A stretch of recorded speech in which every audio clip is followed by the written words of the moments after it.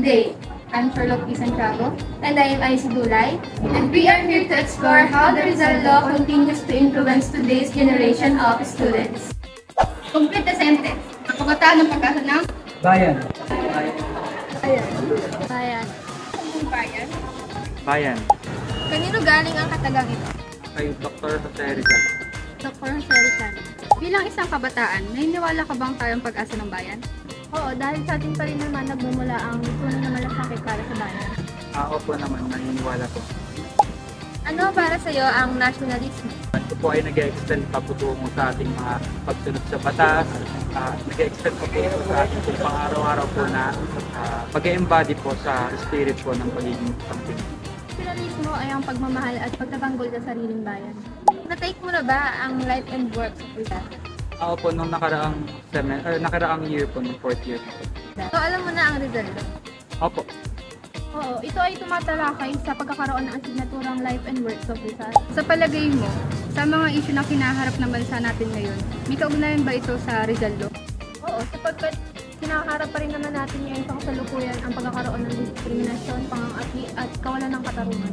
Opo, sa palagay ko, malaki po kaugnayan ng Rizal Law. No? Kasi yung Rizal Law, hindi lang naman yun patungkol sa mga ginawa ni Jose Rizal. Patungkol po yun sa kung paano natin mapapaunlad yung ating bayan, kung ano yung pagmamahal na dapat binibigay natin sa ating bayan. Ano ang makita mong aral sa Rizal Law na may ugnay sa kasalukuyan nating kalagayan?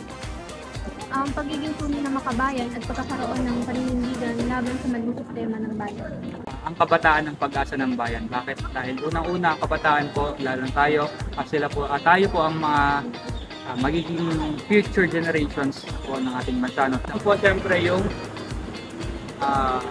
maniwala po tayo sa mga kultura natin nung unang panahon or nung mga iba't iba pang mga akda na dapat nating pinag-aaralan dahil nga po meron po tayo napupulot doon ng mga aral na kailangan po natin ipamuhay. Meron din po doon mga kamalian na dapat hindi na natin inuulit pa.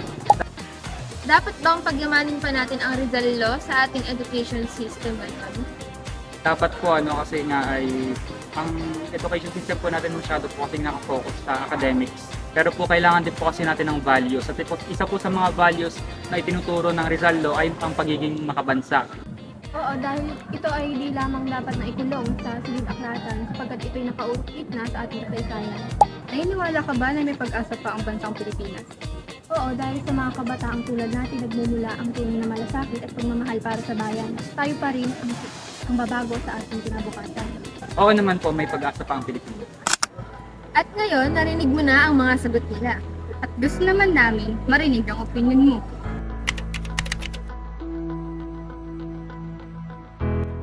As a student, we choose to continue studying the life and works of Rizal.